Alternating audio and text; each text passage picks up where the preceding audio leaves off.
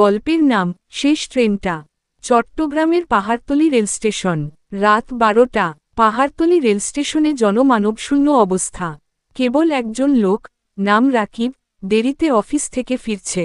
সে শুনেছে শেষ ট্রেনটা নাকি রাত 12:30টায়। ঘড়ির কাঁটা বলছে সময় আর বেশি নেই। স্টেশনে বাতিগুলো ঝাপসা জ্বলছে, যেন পুরনো দিনের সিনেমার সেট। হঠাৎ দূর থেকে আসা একটা ট্রেনের আওয়াজ কানে এল। ধীরে ধীরে অন্ধকার চিরে ঢুকছে একটি পুরনো ধরনের ট্রেন। ট্রেনটা থামল, দরজাগুলো খুলে গেল নিজে থেকেই। কিন্তু অবাক করার মতো বিষয়, ট্রেনে কোনো লোক নেই। সব কামরায় শূন্যতা। রাকিব ভেবেই নিল এটা নিশ্চয় কোনো পুরনো ট্রেন সার্ভিস। সে উঠে পড়ল। ভেতরে ঢুকে সে বসতেই দরজাগুলো আবার বন্ধ হয়ে গেল। ট্রেনটা চলতে শুরু করল। হঠাৎ আলো নিভে গেল। চারপাশে ঘন অন্ধকার। ট্রেনের মধ্যে ঠান্ডা বাতাস বইছে, রাকিব কাঁপছে। হঠাৎ পেছনে থেকে একটা মেয়ের গলা, তুমি কেন উঠলে এই ট্রেনে?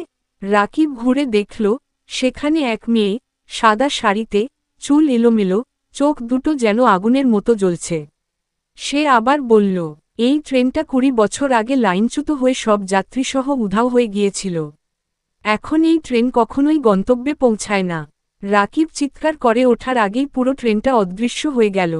পরদিন খবরে দেখা গেল, একজন লোক পাহাড়তলী স্টেশনের প্ল্যাটফর্মে বসে আছে, চোখ স্থির, মুখে কোনো শব্দ নেই, কিন্তু সে জীবিত না, মৃতও না।